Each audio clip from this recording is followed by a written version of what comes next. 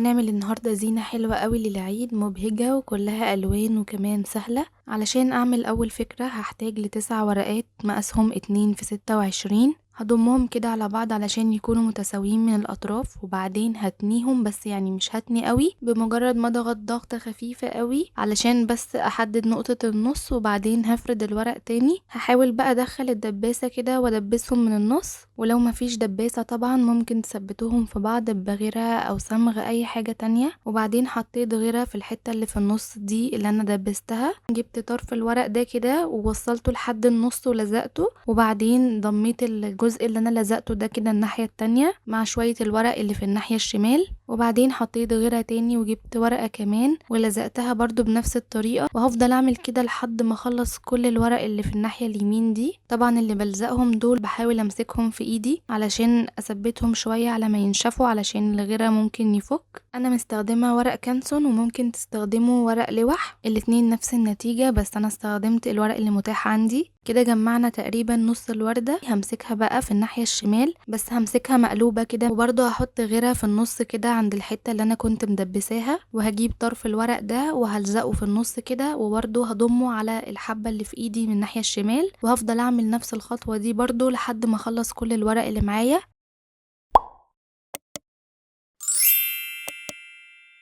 وطلعت معايا كده بالشكل ده. هاتوا بقى اي ورقة بلون مختلف، او حتى هاتوا ورق ابيض ولونوه بقلم فلوماستر، وبعدين هنجيب غطا ونحط الغطا على الورقة ونحدده كده، وبعدين نقصه علشان نعمل دايرة صغيرة. هلزق بقى الدايرة الصغيرة دي في نص الوردة.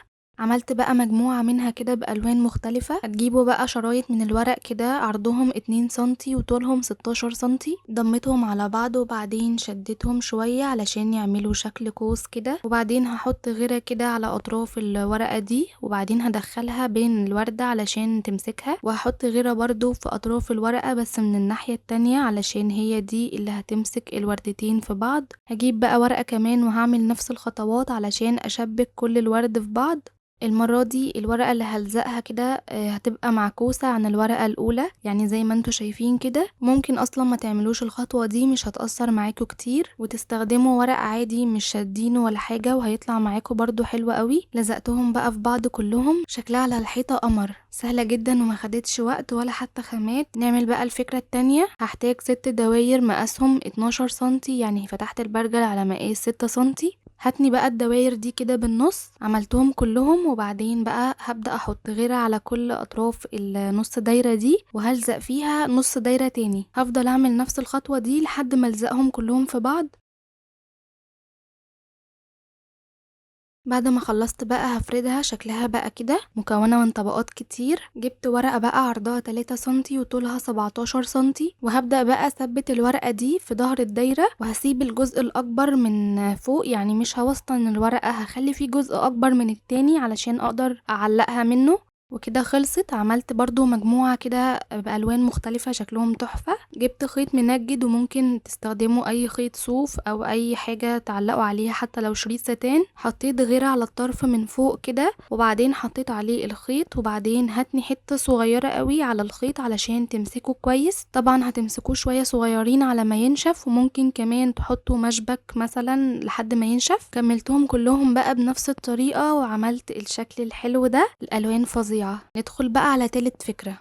طبعت الورقة دي طباعة ليزر، هتلاقوا اللينك بتاعها في صندوق الوصف. قصيت بقى كل الحروف دي من على الورقة وجبت الشكل ده. انا كنت عاملاه معاكم في فيديو، فمش عايزة اطول عليكم، هسيب لكم لينك الفيديو ده في صندوق الوصف، الفيديو اللي عملته للزينة بالورق. الفكرة دي كانت الفكرة رقم 3 في الفيديو. المهم قصيت كده 10 من الشكل ده، وبعدين جبت الحروف اللي انا كنت قصاها دي، وبعدين بقى هبدأ احط عليها غيرة او صمغ اي حاجة يعني، وهثبتها بقى في الاشكال دي. بعد ما لزقت كل الحروف كده وثبتها على الاشكال، هجمعهم مع بعض بقى علشان اعلقهم. فانا جبت خرامة، همسك بقى مجموعة من الورق كده 3 4 ورقات مع بعض، وهعلم بالقلم الاول قبل ما اخرم. هقلب الخرامة كده علشان اشوف العلامة اللي انا عاملاها،